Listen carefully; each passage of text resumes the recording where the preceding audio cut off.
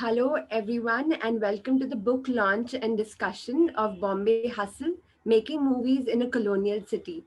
My name is Tulika Tripathi, and I'm Program Officer at Columbia Global Centers, Mumbai. So, with this, I invite Dr. Raveena Agarwal, Director of Columbia Global Centers, to start the program. Thank you very much, Tulika, and welcome everybody to this amazing panel today. I welcome you on behalf of the Global Centers Network, the Columbia University Global Centers Network, which is a network of 9 centers in different parts of the world that were established more than a decade ago to promote cutting edge research, to facilitate knowledge exchange and dialogue and impactful engagement that can affect most of them, a lot of the world's challenges today. So this program in particular is part of the Global Center's ongoing series collaboration with Columbia University Press. And we would like to thank our program partners and welcome the Columbia University Press team, as well as Penguin Random House India, which is also bringing out the India version of the book.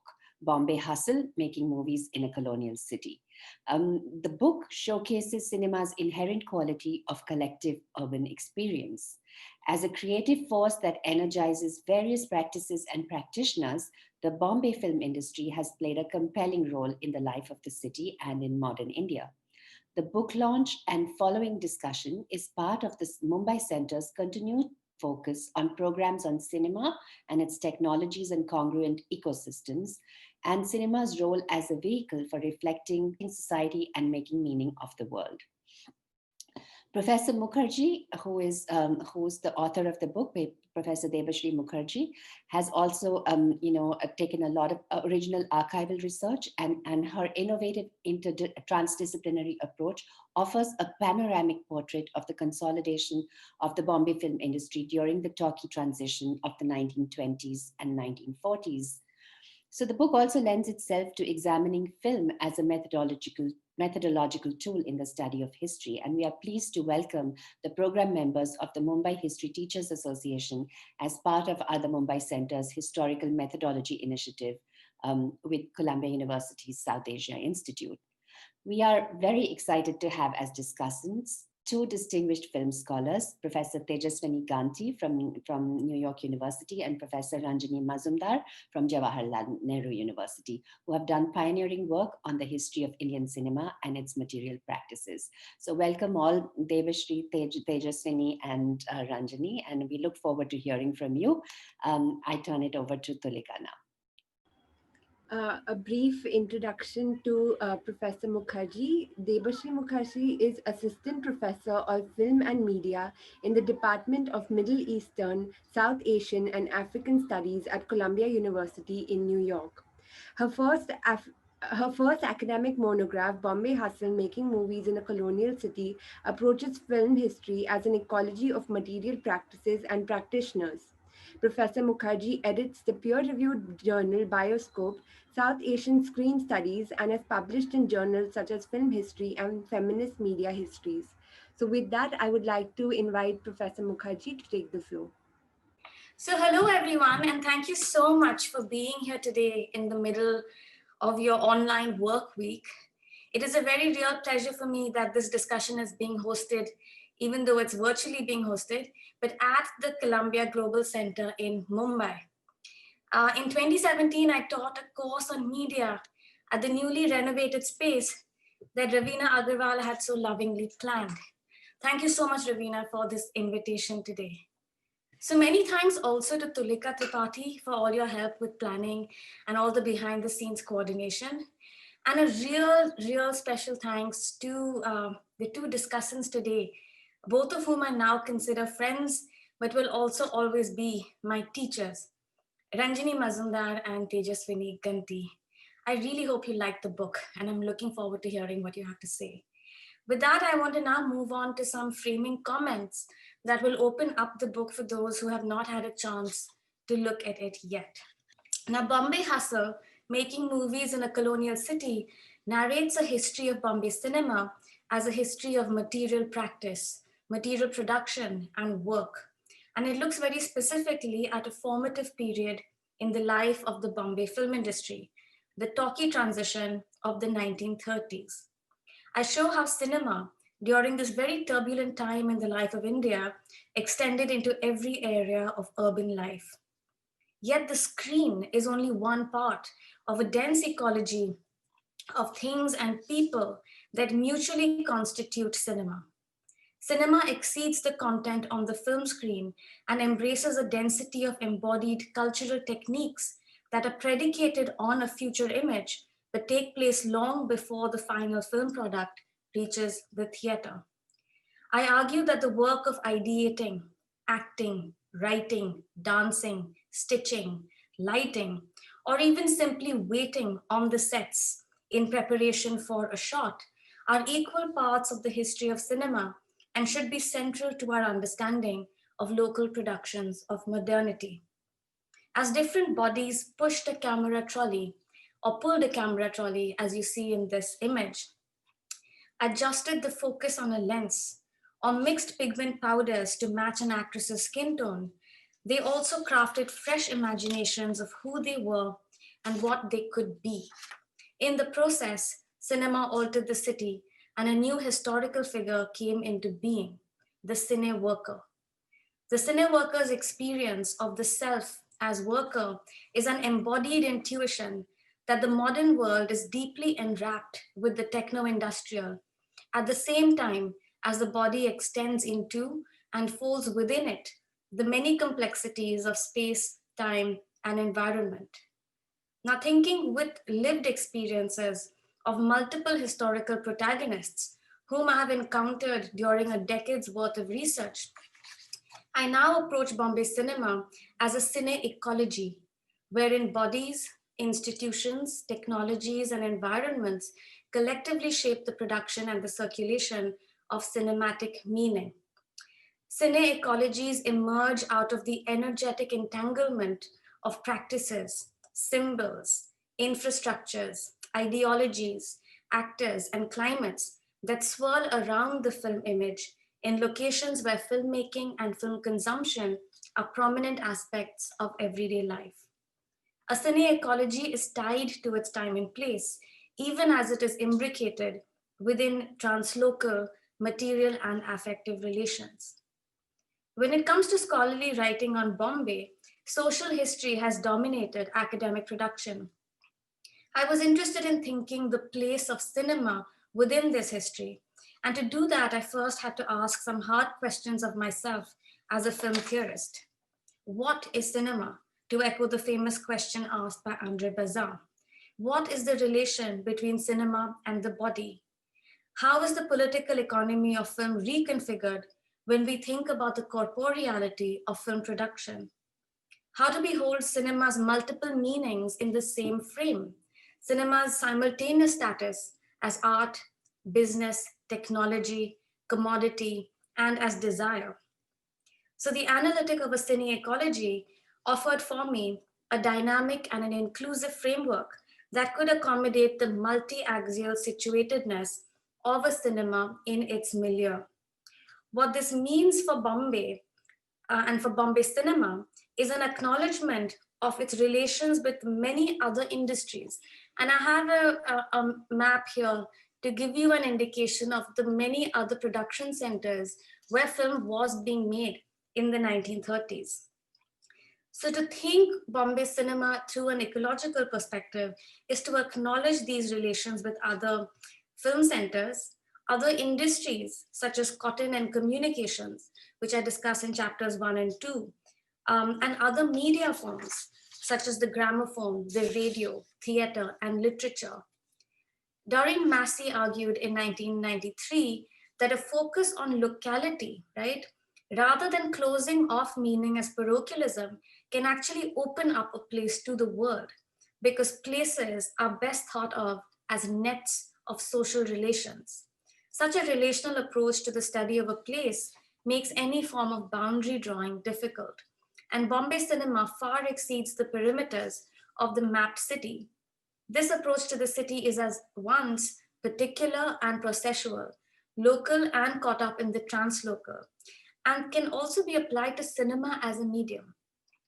So I want to move now to the other keyword in the title of the book, hustle. To hustle means to move swiftly and hurriedly, or to compel another to move rapidly, to jostle and push. Starting from this basic dictionary definition, hustle for me does a lot of conceptual work in thinking the labors of the working body and the desiring self. It also allows me to move across historiographic scales, as you will see in the two parts of the book. So, the first part is titled Elasticity, Infrastructural Maneuvers, and the second part is titled Energy, Intimate Struggles. And I think about many variations of this notion of hustle across each of these chapters. Hustle is a form of speculative action, a risky gamble on the future from a site of immediate precarity. So, in part one, I look at different industrial hustles to raise speculative finance and to craft a performative facade of organizational respectability. In part two, I look at the very desperate hustling by strugglers, by stunt workers, and by extras who are embedded in multiple precarities of class, caste, and gender. You will notice from the chapter titles that I situate cinema as a material participant in multiple histories of industry, finance, science, technology, labor, energy, and climate. Now, a phrase that I noticed recurring continually in the film synopses of the time, in the meanwhile, allowed me to think of simultaneity and relationalities anew. In the film synopses, meanwhileness refers to simultaneous action or parallel action. While this was happening, so and so was falling in love, for example.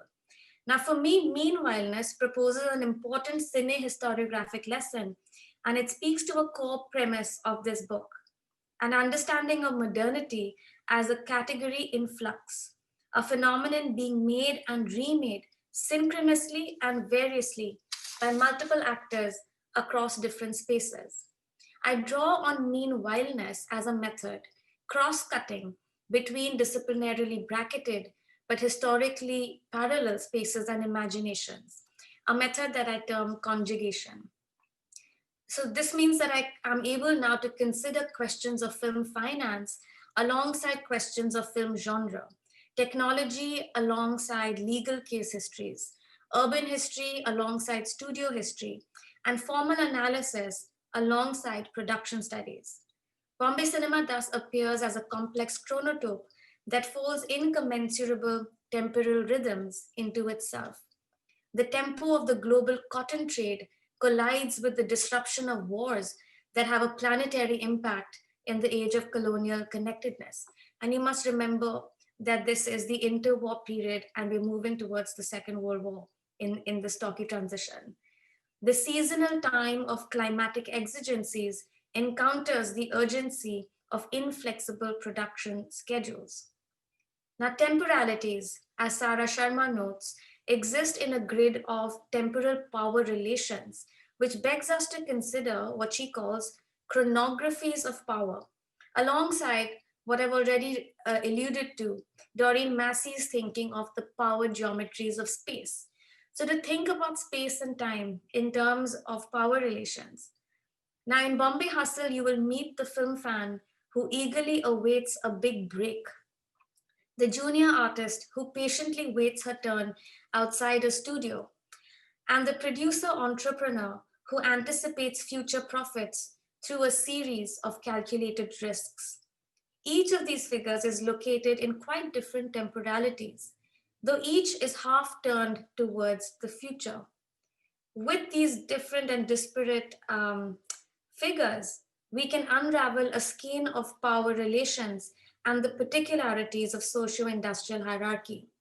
Moreover, the orientation of cine workers' bodies towards the future is part of the temporality indicated in the term hustle, where hustle is a form, I said, of speculative action, a gamble on the future from a very immediate and urgent present. Now, if in part one of the book, we look at industrial hustles to raise finance, in part two, we look at this other form of desperate hustling. And I've very consciously tried to populate the book with a multiplicity of distinct and often even antithetical voices that informed film practice, and were in turn informed by the movies. And this is just a snapshot of some of the characters and protagonists that you will meet in the book. Now, many of my conceptual interventions emerge from very pragmatic methodological concerns. How to tell a story of relationalities and individuation, that is, of becoming, that can also accommodate a critique of structural inequalities and resistance. Binaries between structure and agency, production and reception, body and mind, culture and economy, science and magic, human and non human, became stumbling blocks for me because they didn't allow me to narrate the complexities, the contradictions, and the surprising fluidities of the practices I was studying. So I draw on theories of embodiment, the processual, new materialisms, and distributed agency. And I try to kind of expand and push these theories in directions that seem most appropriate for the kind of story that I was trying to tell, and that would also be honest to the kind of complexities I was trying to hold together. Now, the work of feminist and queer historians has also been very critical to my methods, and through them, I have tried to interrogate the politics of archival absence, of the very differentiated depletion of bodies, and of submerged or even illegible forms of refusal. Now, two artist practitioners who were also deeply enmeshed in the cine ecology of late colonial Bombay became very important to my theoretical explorations. So, on the right, you see the actress producer Shanta Apti, and on the left, you see the writer Saadat Hassan Manto. In my reading, Manto offers a theory of relationalities and even multi species existence that is very alert at the same time to the structures of power in everyday life. Because of his emphasis on relationality, we're also able to understand that power is not static but shifting and contextual. This offers me a space to think the possibilities of minor practices of refusal and resistance. Connected to Manto's view of power, but also quite different, is the writing and the activism of Shanta Apte, who, in my view, developed a focus on the body and the category human to articulate a theory of exploitation in the cine ecology.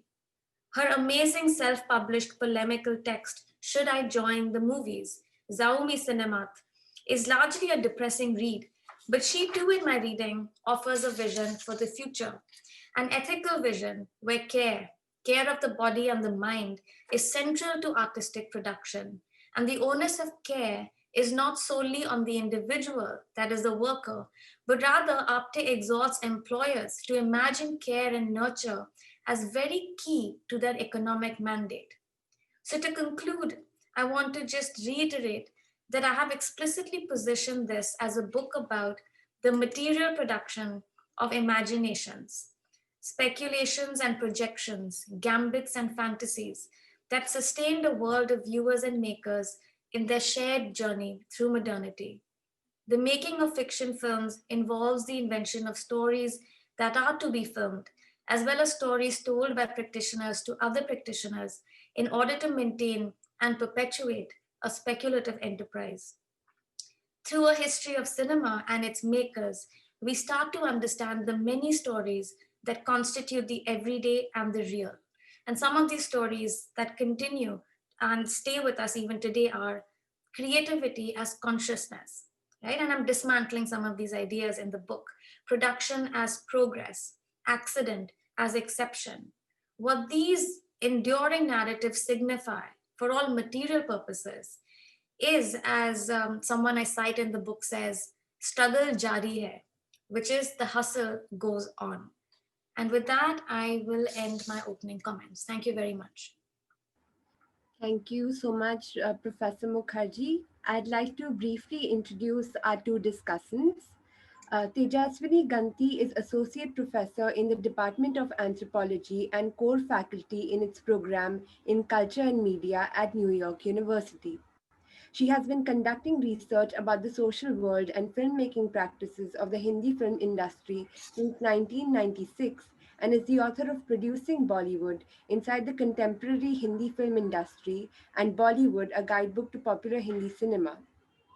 Her current research examines the politics of language and translation in the Mumbai media world, and the dubbing of Hollywood and Netflix in India, and the formalization of film training through film schools in India. Professor Ranjani Mukherjee is Professor of Cinema Studies at the School of Arts and Aesthetics at Jawaharlal Nehru University. Her publications focus on urban cultures, popular cinema, gender, and the cinematic city. She is the author of Bombay Cinema, an archive of the city, and co editor with Nipa Majumdar of the forthcoming Wiley Blackwell Companion to Indian Cinema. She has also worked as a documentary filmmaker, and her productions include Delhi Diary 2001 and The Power of the Image, co directed. Professor Mazumdar's current research focuses on globalization and film culture and the intersection of technology, travel, design, and color in 1960s Bombay cinema. So, with that, I'd like to please give the floor to Professor Ganti. Hi, everybody. Thank you so much for including me as part of this wonderful program. Debashree, I first want to say congratulations. This is an incredible book that masterfully weaves together archival research, personal reflections, and a dizzying array of theory, but in a very legible and readable way. It's beautifully written. I mean, the prose is just absolutely stunning, right? And I really enjoyed reading it. I think you've made some very important contributions and interventions in the scholarship on Indian cinema, Indian social and cultural history, the history of media technologies, as well as media theory more generally. And there's so much that I responded to in the book. I could, talk forever, but I'll focus on a few points that I found really generative, as well as pose some questions. And it's really your call about whether you'd like to answer them today, right now. I know we can continue having many conversations. I think one question, just an overall question I have, which I think our audience would also probably find interesting to know, is actually why the 1930s, right? I'm so happy you focused on this period, but I think it would be useful for the larger audience to kind of understand what actually led you to this period, especially since you were yourself involved in filmmaking, right? You were working in Bombay as part of the media, both the film and television industries, which I think some of our audience may not know that. So just, how is it that you actually came to this era and topic would be really useful to understand. One overall question I have in terms of the framework you've developed that you call cine ecology, which I think is a really generative way to think about the social life and social practice of cinema. It seems like a very capacious frame or concept. So I was wondering at one point if there's anything that is not a part of the cine ecology. In fact, is there anything that's outside of it? So that's just a larger question that I had as I came to the end of the book. The other key concept in the book is speculation. And you do a wonderful job of outlining the relationship between economic speculation in colonial Bombay and the emergence of filmmaking. And filmmaking is inherently a speculative enterprise. It's full of risk and uncertainty, but you also demonstrate how commodities futures, specifically cotton futures, were critical to the emergence and development of filmmaking in Bombay. By showing how intrinsically linked cotton and cinema were, I feel you finally answered the question that has been posed by many about why a Hindi film industry emerges in Bombay and not in the Hindi heartland of Northern India. While one definition of speculate is to gamble, take a risk, chance, wager, which you've focused on in quite depth, the other definition of speculate is to, and this is just straight from the dictionaries, to conjecture, theorize, hypothesize, guess, postulate, think. So in that sense, scholarship is also a type of speculation. And in your book, I see speculation both as an object of analysis and also as a method of analysis. And you state in the introduction, quote, "The film historian cannot abdicate analysis in the face of absence." So I was wondering if you think the absence of the actual films, right? You mentioned that less than 5% of the film industry's output is actually available for research. So the fact that you couldn't actually see or hear most of the films because they no longer exist, was this perhaps enabling rather than limiting? Right? In other words, would you have been able to write this book in this way if you actually had all of the films available to you? So it'd be kind of interesting to hear you speculate about that, that possibility. And I think one place where I found this particularly insightful and interesting was your point about acousmatic attunement as a cultural technique, which I think is a really insightful point you make, which you, as one way as you define it, is that, quote, the distant listening and speaking from afar were defining experiences of life in the city. So I was wondering if you could regard your analysis of films from this period also as a form of acousmatic attunement. Since you mentioned in your chapter on voice that, quote, we cannot hear most of these films anymore, and hence you didn't have access to the actual kind of vocalized speech of these films. And another point that emerged for me that I found interesting is that this book is as much about reading and words and text as it is about images, given the reliance on song booklets, newspaper and magazine articles, court transcripts, script fragments. So one question I had was, how much of a challenge was it to animate these materials? Because the book relies on text, but at the same time, it's extremely full of, energy, to use one of the concepts that you have in the book. I mean, it's extremely dynamic. It is full of motion, and so I was wondering what kind of challenge did you find to animate these things? That in one sense, you don't think of text necessarily having that kind of motion and dynamism. And I was wondering how much of your own experience working in the film and TV industries helped you to make sense of these texts. I was also reminded of actually J.L. Austin's speech act theory in his How to Do Things with Words, where he discusses the performative nature of utterances.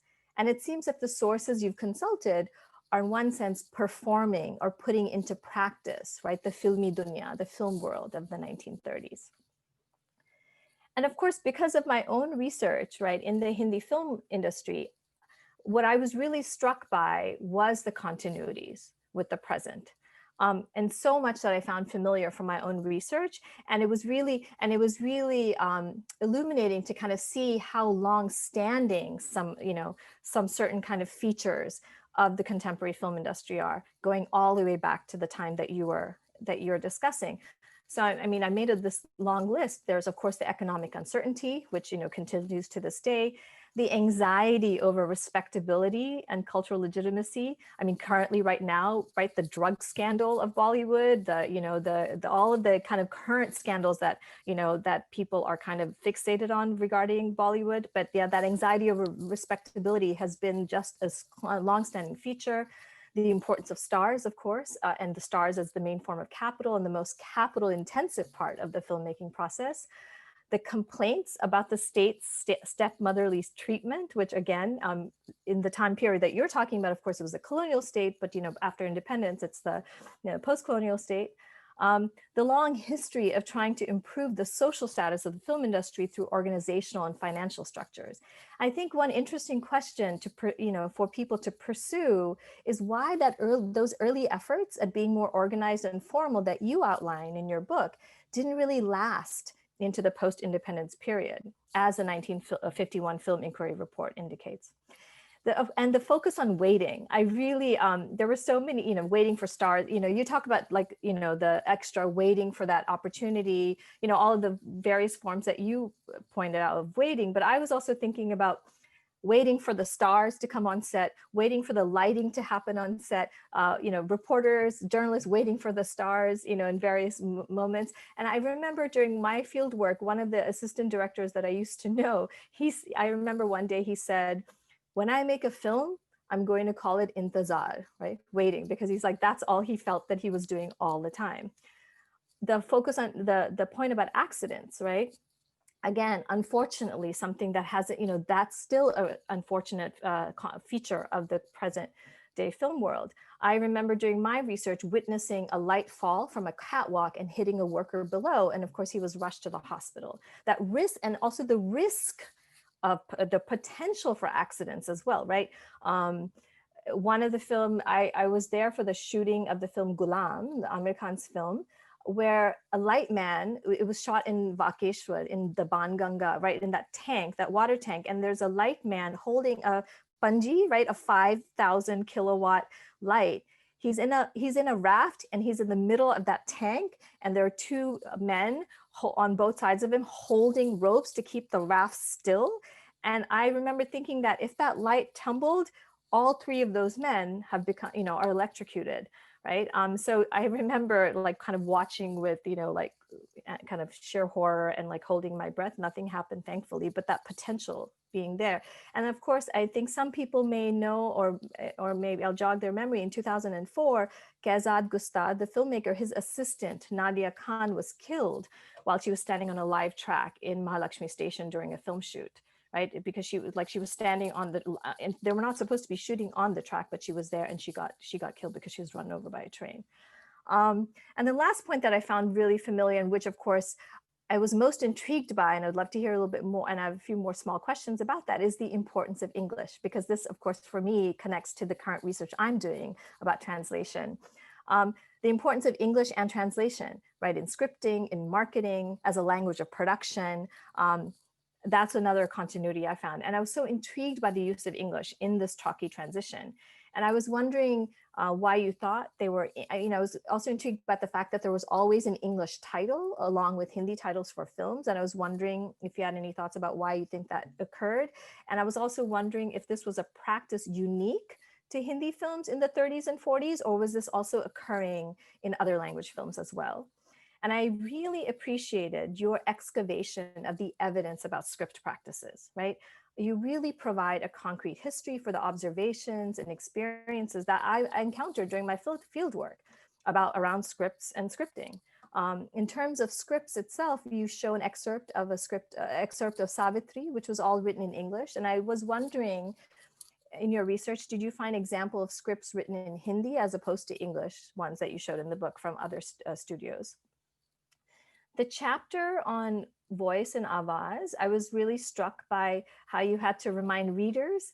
I love this. In the 20th century, you could see your friend's face when you called her on the phone. And I just thought, wow, we come to that point where that we have to be reminded of that, because for many of us, seeing faces via the phone is actually the technological breakthrough. But the book reminds us not to presume that our corporeal relationship to technology has remained constant, right? And reading that reminded me of a moment during my fieldwork where, and this is back in 1996, where I was, kind of working as an AD as well, and there was the other AD who was not able to use a computer mouse. We were trying to be organized, and it's like, let's type in, let's do the shot breakdown and the location breakdown, and let's do it on the computer. And I was saying, yes, let's do. I was all like, let's put it on an Excel spreadsheet and it'll be much more organized. We'll be able to sort. And he couldn't, I realized like using the computer mouse for him was this new, like he couldn't figure it out. And, and he just said, no, I'm just going to write it by hand. Right. So it was just really interesting, like that relationship to new technologies. And I experienced that during my own fieldwork. And so like I said, I found all these continuities, but the one glaring difference I found from the 1930s to later periods, including right after independence, was when you talk about how female stars earned more than their male counterparts in the time period that you're looking at. And of course, I was really struck by that. And as well as the women-centric narratives of the 1930s. And this is something, I'm wondering, like, what do you see as possible reasons for such a drastic change post-independence, right? It's really fascinating to think about that difference. Regarding Shanta Apte's monograph, it's just a question really about how, I was curious about how the example, when she, those examples she narrates, the example of the young girl who waited every day to be called to set, the Indonesian bodybuilder waiting around, even Shanta Apte's own kind of underutilization.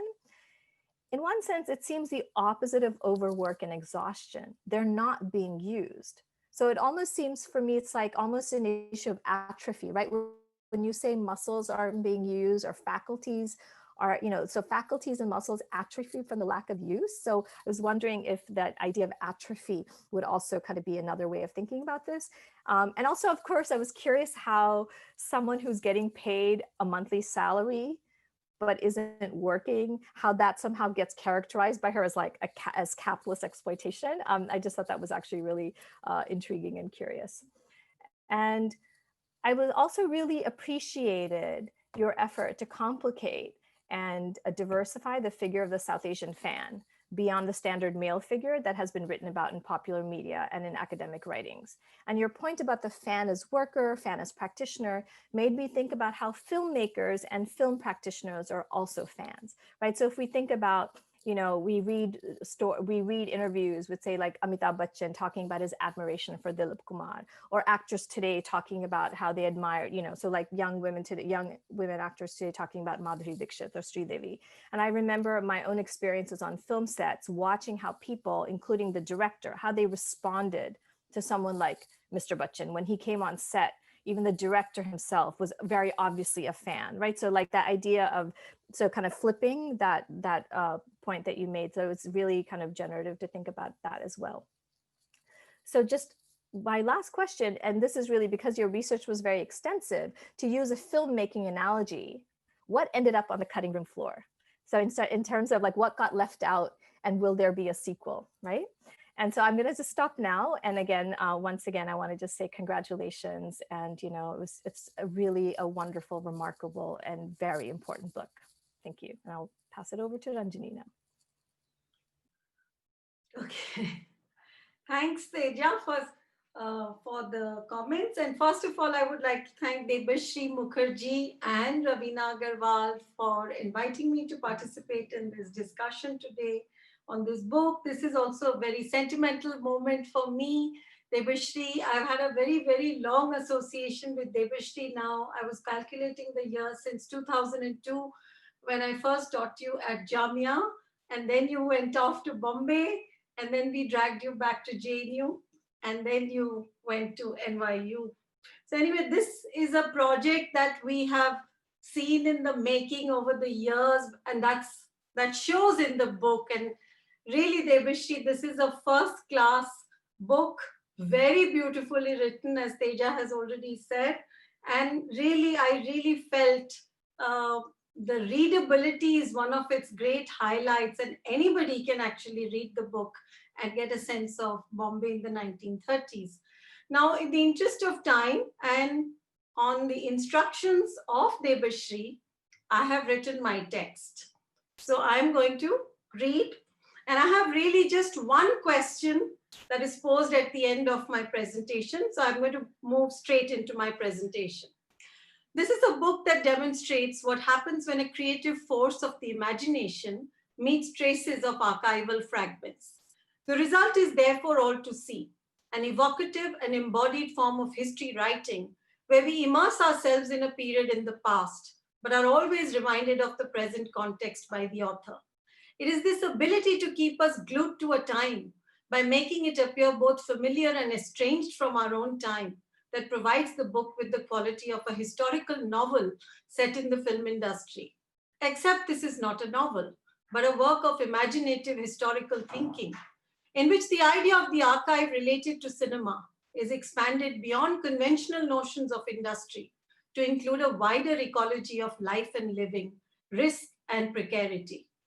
At the core of the book is a desire to connect with different kinds of cine workers, to resurrect forms of work considered marginal to the practice of filmmaking. And Debashree is clearly on a mission here that has been orchestrated quite carefully. Since electrification plays an important role in Bombay hustle, I was reminded of the role of particular light sources and what they are usually meant to do to make exposed celluloid strips come to life. As students of cinema, we all know that the key light has a particular function. It is a light focused on an object or an actor so that the contours can be highlighted along with a few other light sources like the fill light and the backlight. Thus, a three-point lighting system emerged in the history of cinema as a baseline configuration to illuminate particular bodies and spaces for capture by the camera. What we see in Bombay Hustle is almost like a metaphoric play with multiple light sources that refuse to become stable.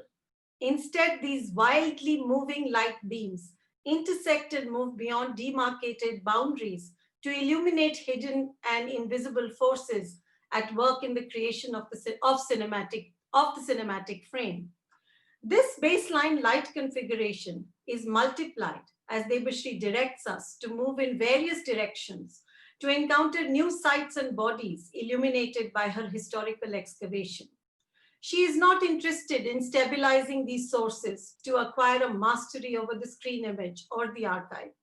Rather, to make her claims, the cinematic image as part of the archive itself is shown to be in a constant state of becoming. She weaves her sources to tell a powerful tale of a city and its film industry that was spatially diverse, a place where the burning force of pleasure and desire coexisted alongside exploitation, hierarchy, and violence. Debashree states in the introduction that bodies, institutions, technologies, and environments collectively shape cinematic meaning. Implicit in this is a desire to move away from several established approaches to the writing of film history, where technology, economy, culture, and politics are seen as discrete categories that meet around the cinema. What we have here instead is a material investigation of what some have described as the cinematic apparatus, but with a caveat. This is an apparatus without the imagined boundaries invoked by classical apparatus theory, which is premised on a separation of the screen from the spectator. Instead, Bombay Hustle makes the apparatus a porous site of multiple forces, where the vagaries of time, climate, economic necessities, contingent moments all coalesce. This is why a political economy approach linked to the mode of production and its influence on the aesthetic universe of cinema too cannot attend to the complexities that exist at the heart of the cine ecology. While these issues are tackled throughout the book, it emerges in an unusual way in chapter 4 on vitality.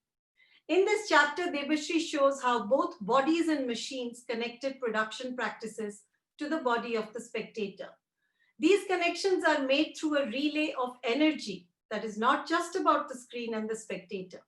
I found the discussion of physical fitness and energy in this chapter fascinating, including the many advertisements about tonics and the way perceptions related to physical strength and weakness get entangled in the imagination of nationhood mediated through films about children.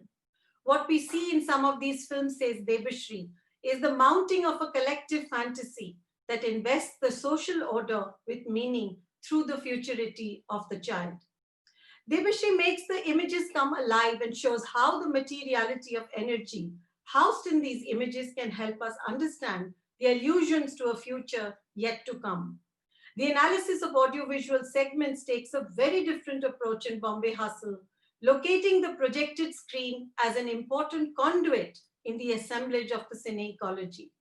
It cannot therefore stand separated from all other forces in operation around it. The film set emerges as a place of abundant vitality and energy, both productive and wasteful. This energy operates within a network, and Debashree considers both its on-screen traces and its off-screen messiness to identify the web of labor practices that impact the screen image. This complex and relayed approach to the reading of films as the solidification of several layers of material transactions emerges in the chapter on sound as well. This is chapter 3. Debashree maps a set of fascinating oral practices that shaped and allowed the talkie film to make vital connections with the bodies of listeners. She argues for a return to the sonic history of dialogue and speeches to understand the place of the actress and the public working woman afresh. Impassioned speech and oratory emerged in several films during the talkie period, with female protagonists who sought to challenge the respectability question that had plagued female performers and singers. When public political speech-making through the use of loudspeakers expanded as a powerful strategic move in the nationalist mobilization against colonial rule, the expressive charge of these sonic energies seemed to have traveled to the films as well. Debashree looks at a genre that she refers to as Abhinetri films, and also at films with fictionalized lady barristers who often defended the cause of women. The audiences of these films were provided ample opportunity to see women challenge the respectability question with vocal assertions of the right to work. Debashree refers to both these forms as industrial modes of argumentation, where impassioned speech was deployed to assert the place of the woman in the cine ecology. Women's active involvement with the promise of modernity is identified by Debashree as a political question that emerges during the talkie era through a series of sonic transactions. This is arguably one of my favorite chapters. The stories of a range of different kinds of working women captured in this book is one of its highlights. These stories are also quite different from the debates that frame the Euro-American debates on the emergence of the public woman. The category of the woman is deliberately slippery in Bombay Hustle, as we encounter a range of practitioners marked by caste and class hierarchies, educational background, upbringing, and other life experiences. Cinema, in a sense, is both the subject of the book as well as the method that is adopted to encounter the city and modernity. While we now know of several histories of early 20th century urban modernity, Bombay Hustle brings something refreshingly new to the discussion, one that is attuned to the local context of colonial rule and a highly unequal society. As Debashree says, universal narratives of what is cinema are faced with a challenge when the histories of cinema are written as formations that emerge through the enmeshing of dense geographical sites marked by the overlapping and discordant temporalities of politics, economics, and culture. The India that she captures in Bombay Hustle is in the grip of anti-colonial political struggles, and some of this has been documented by historians. Yet what is so refreshing about Bombay Hustle is that in its explicit desire to narrate a history of the city and cinema through the material context of practice, the book does not take us into some heavy-handed political analysis. Instead, we walk, dream, imagine, and reflect on questions thrown up, both by Debashree's sources and her methodological framework. Debashree's movement between her own encounter with the film industry as a cine worker in the present to a time whose traces she mobilizes to narrate a fascinating collection of stories is a unique methodological stance that brings ethnography and historical excavation together. The marshalling of primary sources is magnificent, of course, but more important is the way these sources are allowed to breathe and speak to us as readers so that we can imagine and connect with what the author is seeking to draw us into. The archival trace is not here to help her construct and buttress on an a priori framework, but is treated with care and drawn into dialogue with other elements. On page 12, Debashree writes, precisely because filmmaking involves complex, hierarchical, and intricately networked relays between numerous people, objects, and machines, cinematic practice is a slippery object of study. What should we study when we study the making of movies? This significant question is posed to expand why practice is important in Bombay Hustle. For Debashree, practice includes not just what is clearly visible, the work of the cinematographer, editor, director, writer, though even these remain hidden for most people, but an entire workforce that is rarely acknowledged for their creativity. The act of creation and creativity is dispersed in this book across the bodies of humans and non-humans, the environment and infrastructure. Thus, people are not enlisted into categories, but emerge through particular acts, mishaps, accidents, violence, contingent encounters, events, and a lot of waiting. As a cine worker in Bombay, Debashree's own experience of waiting allows her to affectively feel the archive and its details. This is captured powerfully in the chapter on Shanta Apti's hunger strike, where she fights against Prabhat Studios for the right to not waste her energy in waiting. In the various trips to Bombay for research that some of us have made, and Teja has already talked about that, in the last 3 decades or so, we were, of course, always made to wait. And if we went to a set in the middle of a shoot, several cine workers could be seen waiting. Most of the waiting now is on account of the star not arriving on time. The star itself is a figure whose place in the cine ecology is quite different from the time described by Debashree. The discussion of waiting as a significant element in the life of labor, where cine workers are trapped in the logic of industrial time and yet unable to use their own bodies and ideas productively. This is a form of waiting on sets that continues even today. And Debashree allows us to see both the similarities and the differences with the organization of time today. Bombay Hustle is a book where the hidden, the obscure, and the minute are given as much attention as our sensational events and the spectacular temporal arrangements that mark historical events. It is meticulously researched and beautifully written. I would like to end with a couple of questions, and I'm sure these will come as no surprise to Debashree, since we have had some discussions on these issues over the course of a decade. In the last chapter, we get a sense of the fan who becomes a cine worker to be close to the star and is willing to work in any capacity to ensure some connection. But surely stardom was not and is still not the only pleasure cinema offers to its cine workers or spectators. What about the atmospheric contours of cinema evoked through a play with space, light, architecture, music, and cinematography? The sensory connections with the moving image is dependent not only on star economies, but also to more visceral forms, some of which is actually discussed in the book. But this connection is always something that is hard to explain as the moving image continues to transform around us. This is why the place of poetics and aesthetics remains a site that we continue to think and debate about.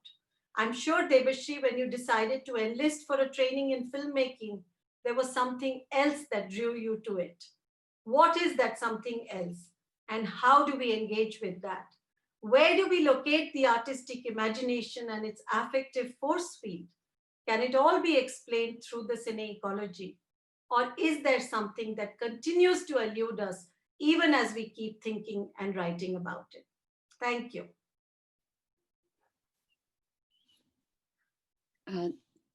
Thank you, everybody. Thanks, Tejaswini and Ranjani, for your very, very provocative questions. I think since you've posed the questions and since we all want to hear the answers to them, maybe Debashree, you can select a couple of them, and be more reflective. And then I'll pose a question. And if there are questions from the audience, we'll take that after this. So maybe you respond to the discussants first, briefly, and then we'll carry the discussion on from there. So thank you so much. I think it was just such a delight, first of all, to hear your reading of the book, because both of you haven't encountered the book in this final format. So there was a lot here that I was very, very interested and delighted to hear. So there's a lot of questions here. I numbered Teja's questions. I got up to number 16. So I'm going to just pick a few. I have one only. Your one question I've divided into 3 subsections. Okay, so I think first the question of why the 1930s, because I think it's interesting, for people to kind of get a sense of that. So as Teja rightly pointed out, right, a lot of my interest in thinking about a history of practice in Bombay arose from my own experience of working as an AD, as a camera person, as a wannabe screenwriter, and various other wannabe struggling kind of avatars of myself in the early 2000s. And when I decided that I actually want to probe a little bit more deeply the histories of where some of these present techniques and concerns and themes and aesthetic styles and organizational logics, where they came from, it became apparent to me that it would be important to think about a very particularly transitional moment of this industrial ecology, right? And the transition to the talkies, right? So the move from silent cinema and the emergence of sound technology in this 1930s period becomes a very, very critical time in the history of Bombay cinema. And it has been explained in some very simple and very powerful ways that Bombay chose to make films in Hindi, Urdu, Hindustani, which is why it was able to kind of garner an all India audience. And hence Bombay took over Calcutta, Lahore, Pune, and so on. I wasn't so interested in this history of domination of one industry over others, but I was interested in thinking about how does one think about a very important moment of consolidation of one industrial form alongside technological transition and alongside a very turbulent and transformative moment in the history of a nation coming into being.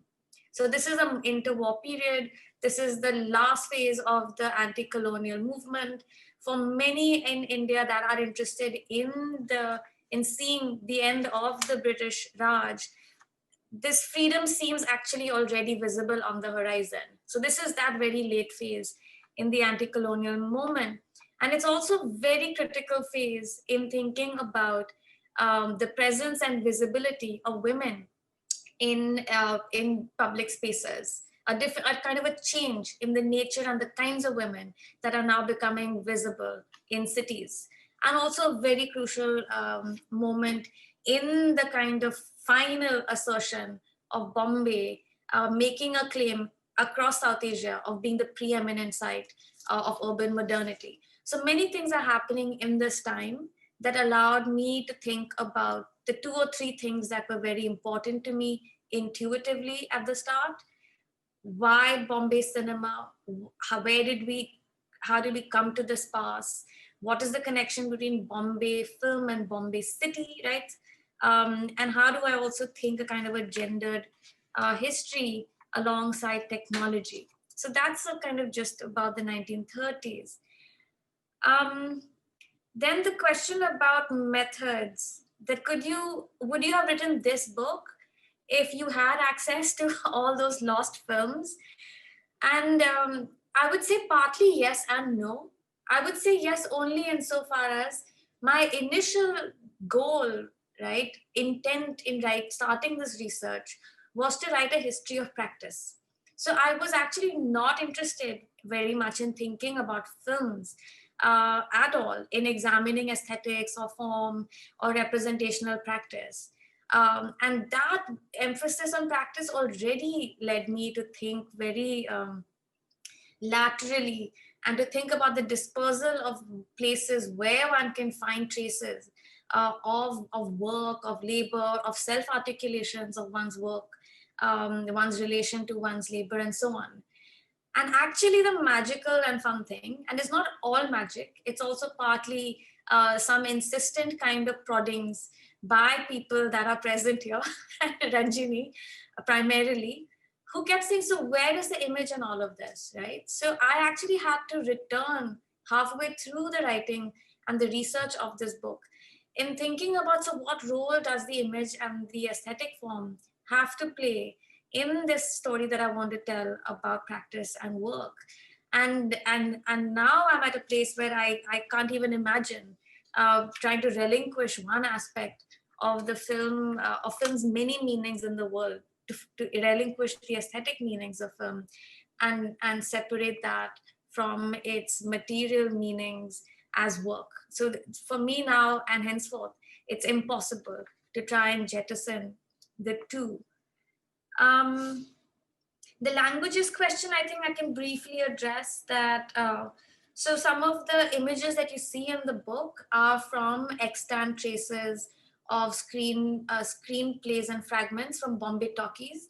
Now that is a very multilingual group of practitioners who speak German, Bengali, Urdu, and English.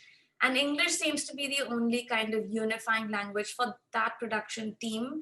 So they do a lot of their writing in English. And of course, one of their main screenwriters and story writers, Niranjan Pal, writes in English. He also has a history of writing English plays on the London West End. But even in Bombay Talkies' screenplay fragments, you will notice that for some aspects of the film text, like really textual, are written in Urdu, right? So the dialogues are all written in Urdu, and I see, because a lot of these documents exist today because they were part of Devika Rani's personal copies for the roles that she was playing. And you can see her inscriptions on these pieces of paper, which are written in Nastaliq, trying to phonetically write in English, awaz, thakan, right, intezar, because she's also teaching herself a different kind of a script and a different language while practicing this new kind of film cinema that they want to make. And of course, I think that question also of linguistic modernity would be interesting to pursue in thinking about screen practices. Because the three studios I look at, I argue that they all are practicing and performing different kinds of modernities. So like Ranjit movie tone, they're Gujaratis. And a lot of their screen fragments and their business and their correspondence is taking place in Gujarati, right? So there are many languages at play. And if you see one of the extant silent screenplays that Bioscope Journal published, that's in Gujarati. And I have an excerpt that was translated by Ananya Parekh. So the English kind of dominance is something peculiar to today. But again, it depends on where we look at. So when I was working on a film called Johnny Johnny Yes Papa, at the same time where, say, Saif Ali Khan for Omkara received a script in English and had to practice the dialogues by listening to Vishal Bhardwaj reciting the dialogues on the phone, the Johnny Johnny Yes Papa screenplay was written in Hindi. So I read the entire screenplay in Hindi because that was the language in which that story writer wrote, and he knew that that particular crew had a facility in reading Devanagari. So again, I think there, depending on where we're looking, we might find certain kinds of multiplicities. The question of why women earned more or dominated the stories in this pre-independence period is just an amazing one. I keep getting asked that a lot. Just off the bat, I'll suggest two reasons, right? One, that there was something very central in discussions of, say, nationalist discussions of the future of India, right, which made the woman a real central site of contestation in this late colonial movement. So all the contestations of tradition, modernity, and so on are taking place through the site of woman. In this very early moment, post-independence, the 1950s, we do, of course, see those same questions playing out vis-a-vis women's bodies, but somehow the male really becomes the main emblem of the new nation, right? So the new nation is this new masculine male hero, upper caste, Hindu, North Indian, all of the above, right? So the something changes there, but also something changes with the triangulation of Raj Kapoor, Dilip Kumar, Devanand, right? Some of these figures that become very self-conscious author, directors, and producers. And if I had to go out on a limb, I'd say this might be the start of the nepotism debate, because now we see second generation film workers, right, really consolidating a place for themselves in the industry. So Prithvi Raj Kapoor and all of these others that really kind of staked a lot in this gamble to participate in film. But now their children, their nephews, their nieces, even for actresses, of course, feeling like this is an industry that one could, through these family kinds of connections, it's something that one might inherit. And remember also that this question of inheritance is very fraught, because it was never okay to work in film. So these are all people that one might think privileged on one hand, but on the other hand, they are facing enormous hurdles for a right to claim a right to work and a right to film as work. And Ranjani's question about, so is there something beyond stardom, right, that draws people to the cine ecology and invites individuals to try to position themselves or remake themselves as cine workers? And I was thinking while you were talking about one image that I produced in chapter 6, which is a moment where this young girl who will go on to become a very important dancer choreographer, Azuri, remembers visiting a film set and just watching her film idol Sulochana walking down a staircase. Now, what is it that she sees at this moment? She is already a fan of Sulochana, but she's seeing this woman, right, bedecked in this finery, walking down the staircase with all these lights surrounding her and all these men around her that are facilitating, right, this glamorous kind of an entry shot of this woman. And there's something very sensory, very material, very gendered in the promise of that image. And I think that is somewhere really central to the promise of what cinema was in the 1930s. But I think also cinema offered many people, like it did me when I decided to go to Bombay, an opportunity for creative self-expression, right? And that is very important to the workers that I look at in the book, that they insist, right, that this is a space for creative self-expression, that this is a place where they can define themselves as artistic subjects and as artists, which also opens them up to certain vulnerabilities, which is what I discuss when I invoke Angela McRobbie's thinking about the economization of creativity in the new precariat that is formed, right, the gig economy. So I think, of course, there's many things at play here. And it will be ultimately, there'll be some part of it that will always remain, I think, unanswerable. So thank you. Thank you for the questions. We have a question here about creative practices and fan practices. If you can, and this question is from Reni Dasgupta, if you could elaborate on what were your specific sources in thinking about the coming together of these two, and if you could also talk about what place the female fan occupied in this, which you've kind of now addressed a little bit with the Salochana example, and if and how that translated into filmmaking practices. Yeah, so for me, one of the reasons why I decided to think about the fan very seriously as also a practitioner is because a lot of, I think, the archival sources that I was able to access, right, which had, which were animated in the way that Tejaswini asked me, right? So why is all this textual material? How did you animate it?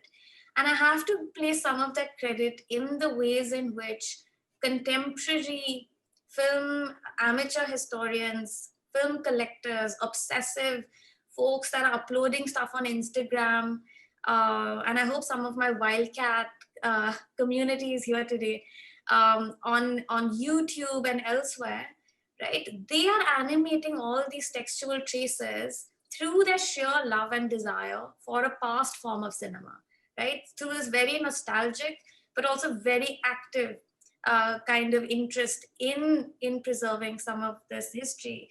Now, are they fans, right? So there's something there that is a fan of the cinema itself, right? Something I call kinetomania. They're not fixated on one particular star, right? But they're interested in this entire thing that used to be this early talkie moment of cinema. So yeah, so for me, that's why I wanted to think about the fan very seriously. And I also wanted to think about what is lost when we separate production from reception, from film interpretation, right? So I really wanted to think about what are the ways in which these three different aspects of film making and reception are connected. And for me, the fan does the work of actually walking us through these different spaces. So the fan, as someone who is watching a film and is completely energized, invigorated by the spectacle and its promises, then imagines herself as someone who can actually cross over to the other side, right? So what is preventing me from actually going and working in film? And I can be close to not just my favorite stars, but I can be close to this whole paraphernalia, this entire sensory technological apparatus, and I can be a part of it. And for me, it was very important to articulate this, that one of the reasons that cinema remains such a powerful engine of social modernity is not just because of the images, but because it continually reproduces it's labor power also, right? The seductions of cinema are many. And part of the seductions are that it invites people to imagine themselves as cine workers. So that was the work that the fan really did for me in the book. Debashree, you've brought up, labor, work, and of course, we're talking about Bombay. So, would you comment on, the 30s as as a time when there were, of course, the labor strikes, the mill worker strikes, and we've in other works we've encountered, how cinema in one way was also a way for mobilizing and entertaining, a lot of the workers. A lot of the cinemas came up in areas where workers were concentrated and housed. So would you talk about the relationship of the city's history and its mills and its labor and cinema, and how your book adds any perspective to that or draws from perspectives already studied? Mhm. So thank you for that, Raveena. It's something that I'm deeply interested in, and I try to address through many angles in the book. So one of my first ways, since the whole goal of the book, right, from the very outset, was to think about film as labor, this labor question was always at the top of my mind. But then to think about what are the other ways in which labor in the city, right, and how does one think also about the difference? So is film, working in film, the same thing as working in the textile industry? Surely not, right? So surely there would be some way to think about the connections and the dissimilarities. So one of the first ways I was thinking about labor in the city was through my engagement with Manto and his film writing, through which I was able to think about how the figure of the Mazdoor, a very particular urban historical figure, right, that emerges at the turn of the century, becomes such a potent symbol in film and other kinds of cultural production at this time. So the Mazdoor really resonating across the worlds of the factory and film, precisely because of all the very major, epic actually strikes that are taking place through the 20s in Bombay city, right, at the textile mills and elsewhere. And a huge amount of public discussion in newspapers, through the work of activists, local politicians, and so on. Huge amount of discussion and debate about the conditions of mill workers, about their right to mobilize, about how to kind of discipline mobilization, and solidarity questions. So this figure of the Mazdoor really resonates across this region, like wherever there's industrial production. Bombay is at the forefront of industrial mobilizations, and this figure then moves very fluidly into cinema, which then adds a different charge to the figure of the Mazdoor.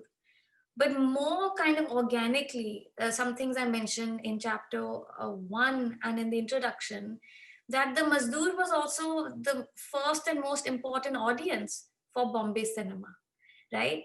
So you make films, you need people to watch them, but people also need a place to watch films. So the largest kind of density of film theaters where people could actually buy tickets and watch movies, indigenous movies, right, Indian movies, was in the Bombay region. And who is going and buying movie tickets in this Bombay region, right? It's often predominantly the workers of Bombay. And Indian movie theaters, Indian language film theaters are located and built in mill worker districts, right?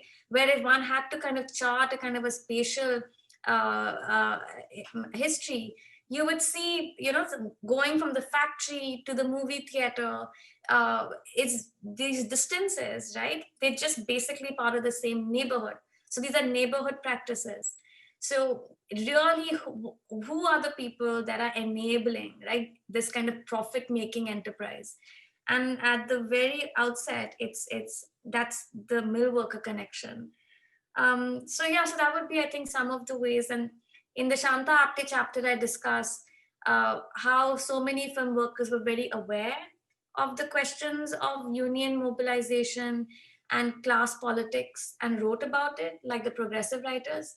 But why that political emphasis did not map onto film in the same way, and why we needed someone like Shanta Apti to remind us that film also is a form of labor. Yeah. Great. There's a question from the audience about your looking at film ecology, cinematic ecology, and they want to know why the question, why ecology, and is there a connection you're making between the human and non-human universe? Why not infrastructure? Yeah. So thank you so much, Dwarpayan, for that question. So it really goes to the heart of thinking with about the conceptual frameworks that I really struggled to develop. And I finally arrived at ecology to be the capacious kind of framework to think that. So for me, thinking ecologically and this analytic of the cine ecology is both a descriptive thing to discuss a particular material reality, but it's also a method. So it's also something that allows me to move ecologically across various kinds of networked actors, if you choose to say use that terminology. But it allows me a way to think of industries, places, not as static, defined, bounded entities, right? But as constantly shape shifting. It allows me to think about the movement of energies, right? And to think about the movement of energies via practices. So none of the figures that I discuss in the book are stable subjects, right? They're all constantly becoming things because of certain ways in which they're articulating with another person or another thing, and which is where the non-human also becomes very important for me. So the non-human in the sense, of course, of technology, right? So what does it mean to stand in front of something called a microphone that's hanging in front of your face and having to rethink what embodied acting means because of your coupling now with this new non-human technological form, right? But also things like climate and weather and the rain and what it means to immerse your body for a shot in a gushing river in the middle of the monsoon. So to think very specifically about the human non-human division as something that's a kind of a false binary, because we're always articulating these practices through these couplings, right? So cinema is, of course, human plus machine. There is no way to separate those two things out. The Cine Worker is obviously human plus machine plus climate plus weather plus the specificity of the temperature in Bombay on that day. So so the ecological allows me to also foreground that, to open this up as something that should become, I think, obvious to all of us that are interested in thinking what are the specificities of cinemas in specific times. And it could not be infrastructure because infrastructure is part of the ecology, and an infrastructural kind of so I do think of ways in which humans are rendered infrastructural at certain points in the cine ecology. But again, it comes under this larger umbrella, which perhaps speaks to Teja's question. So this is an all-encompassing kind of a rubric. What is not a part of the cine ecology? And I would say that the cine ecological framework cannot be applied to every city and every place in the world. There are very specific places and specific times in which film production and consumption come on to take a very thick kind of a life in a place and its social imaginaries. And then in those places, it is impossible to ignore cinema in any of the interactions that one examines. So yes, and in those places and those times, pretty much everything is cine ecology. But I would prefer to think of it not only as description, but also as a methodological and a philosophical approach to thinking historical change, to thinking media, and so on. Thanks, Debashree. I mean, there are more questions, but we have very little time. So I'm going to actually ask a question I'm just going to ask one final question to everybody, and apologies to those who couldn't get their questions through. Perhaps you could write to us and we'll communicate that and you get your question answered. So just looking at the 30s, and this is for all three of you, and we're talking about workers, right? And so what are some of the practices or the learnings that we can take from the 30s? One, perhaps, that we can apply to today's film industry and the ecology for workers in who are part of the industry, that that could be either positive or that we have seen no change in. So you want to highlight one practice that you hope to see the change in, or that you've seen. Yeah. As I'd mentioned, some of the continuities, right? Unfortunately, the precarity that Debashree talks about, still very much exists, and as well as the undue kind of economic, how much of the kind of resources are captured by the star, which seemed, relative to what still was a lot in the 30s, but like relative to what it is now, it seems less. So I feel like a more equitable reallocation of like film resources, like film budgets, definitely need to happen. Like the star cannot be the one who like pretty much takes all of the one figure was like almost 25% of a film's budget went to just the principal actors, right? So that is, to me, that's unsustainable, because what that means is that everyone else is very much underpaid. And so that, I would say, that's one thing that we should definitely, that's something I think that needs to be rectified. And also that issue of how to deal with the kind of precarity, both in terms of the kind of physical precarity as well as the kind of financial, economic precarity. I think that's something, and I know that in the current moment of COVID, there have been serious discussions by kind of industry organizations to try to figure out how to deal with that. And one thing that I would say is, if there were better methods of actually trying to document and keep, because one of the things that was found during the beginning of the COVID was like, okay, we're going to distribute money, we're going to distribute relief to the daily laborers, the daily wage workers. And there was no actual, like, people didn't know how many daily wage workers actually existed, right? So I would say the other thing that needs to be rectified is like better kind of data collection practices within the industry. Like, people didn't know how many people that there were there, right? So that's something, so that I would say those few things. Great, thank you. That's and Ranjani, to you. It's hard to say. Things are not very good anywhere in the country now. Yeah, so I true. can't see the film industry being in a better place at all, given that these are the life world of the film industry doesn't only respond to what has happened in the film industry earlier. It is also responding to many other kinds of forces at work, and it is hard to separate our contemporary film industry from the kind of context that India is going through. And so if you're asking me what is better in the film industry, I don't know that I can answer a question like that, because somebody was asking me, is it going to become better in JNU now? So I say, I don't know what that means. When the country is in this situation, why would JNU be in a better position, or the film industry be in a better position? Actually, I'm not asking for better or worse, Ranjani. I was just asking, is there any moment in the 30s that you think that we could really learn from, actually? Yeah. I think each moment is different, and I don't know that I can sort of go back to that period and say that that was better or worse. But it's a kind of constantly evolving, transformative moment.